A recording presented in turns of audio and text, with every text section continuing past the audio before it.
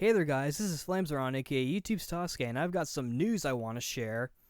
I know this is kind of old, and I think the first chapter is already out by last week, but there's a sequel to Negima being worked on. It's called UQ Holder, and it's written by the same guy, Ken Akamatsu, and drawn by him as well. It takes place several years after Negima, and it even stars Negi's grandson, Tota, I think his name is. Yeah, it also has Evangeline in it.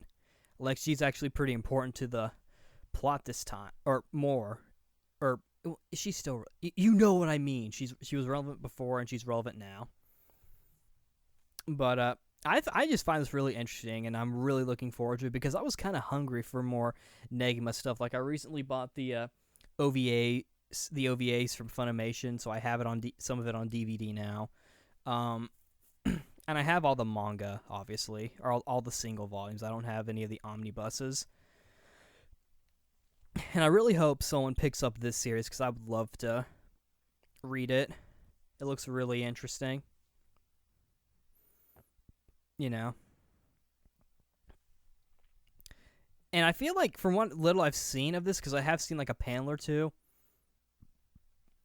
and this has the potential to be a darker, more action-oriented story than Negima. Negima, who was, it had some action in it. It was fantasy with martial arts, but it was also a harem. This seems to be like it might be like just one big, like just a complete shonen story, which I like. I mean, I would consider Negima a bit shonen as well, personally, just from what kind of story it is.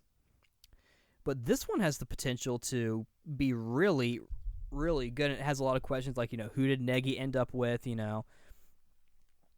What happened between all this time? What's Evangeline doing?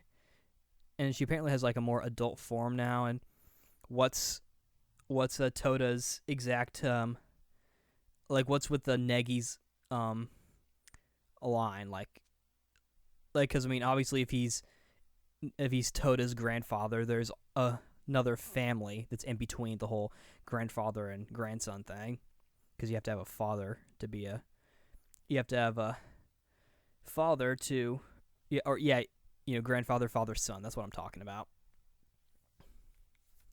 So it makes me wonder what kind of family Tota comes from. It'd be really interesting. And I don't know, I mean, with like in Negima, the first one, there's a bit of a legacy thing going on. Because, like, Negi was trying to live up to his father, Nagi. But in this one, it might do the same thing with, like, Tota trying to be all like, oh, grandfather Negi, I want to be like you. But maybe what they could do is, like, what would be interesting is, like, if Tota's like, I don't want to be like you because you're soft and you didn't get shit done at first. And then maybe later be like, no, he actually did get shit done. But it'll be interesting to, see how things go out. Obviously, I feel like Tota's going to be a different kind of character than Negi, or I hope he is at least. And of course, I haven't read the chapter, so I don't really know. I'm going to wait until I hope they release it. Like officially in English, preferably in print. I mean, if it's digital only, I'll have to suck it up, but I would prefer print. But this is what I've been looking for, because I've been kind of hungry for Negima. Like, I was even thinking about rereading the final volume. Or maybe even rereading the entire manga. I feel like I need to get a new volume 1. But I would just love to... I just wanted to see it continue, and I'm just really happy that we're actually getting a sequel. That's actually really cool, and it opens up the possibilities of being better than the original, as well as, the possibilities of... an animation, a good anime adaptation. Because I feel like Negi kind of got the shaft a little bit. Because, we got okay animation that followed the plot for the most part. Went with weird color palettes for the characters, like their hairstyles and whatnot, or hair colors. Then there was a second series, which I have not seen hardly any at all. Had a different kind of art style, but seemed to be more faithful to the series. Perhaps. Then we got the OVAs, which from what I understand was completely faithful. But So yeah, I feel like if I'm gonna pick up the another version of the anime, what I might do is just pick up the second series. I know Funimation considers it a second season, but that'll probably be the one I pick up. But anywho, I'm really interested in this, and you know, I'm almost getting a sense of like almost a slight sense of a Dragon Ball Z syndrome. I don't. This is probably slightly. I mean, it. I guess more like Dragon Ball Z if Gohan was the protagonist instead of Goku. Because, Negima, starts off, he's a child, but then at the end he becomes an adult. And, Dragon Ball Z, same thing. Dragon Ball starts off as Kid Goku, then becomes an adult near the end, or grows up rather, and then it carries on from there. So I feel like I'm getting Dragon Ball syndrome here. So I have high hopes, yet at the same time don't really know what to expect because, I feel like Negima kind of ended off on a.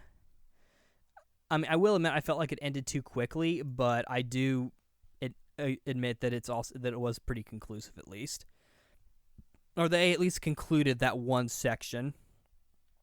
They probably could have made another story plot, which would have been interesting because then it would have been a true test to Negi's skill as a magician. And perhaps this is that new story. I think. Well, no, I don't want to spoil for those who are interested in reading it. But yeah, I'm looking forward to this, and I hope someone picks it up. Preferably Kodansha, who licensed the rest of the Negima manga, because I feel like they make the translation. I feel like they do better with the translation. I feel like it's easier to understand personally. And Negima, I really enjoyed it. Like, the magical world stuff I found really interesting. Like, I've already talked about it in my, 50-minute long video about the entire series, which I'll probably do for UQ holder.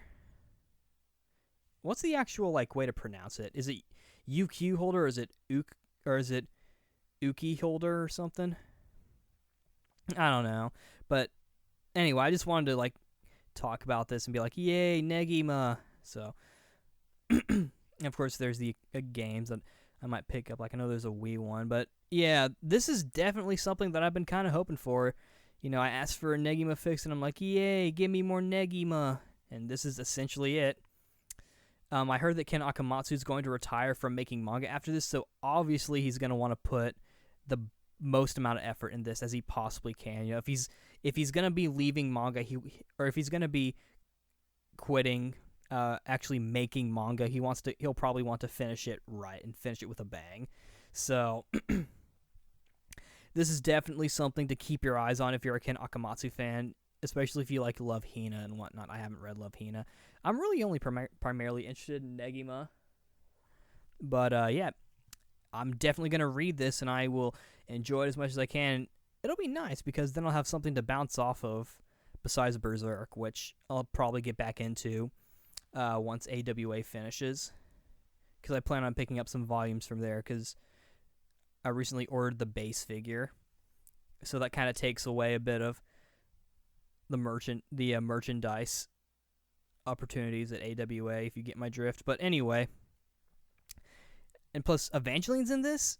She was one of my favorite characters in the series. I don't know, I kind of have a thing for blonde lolis.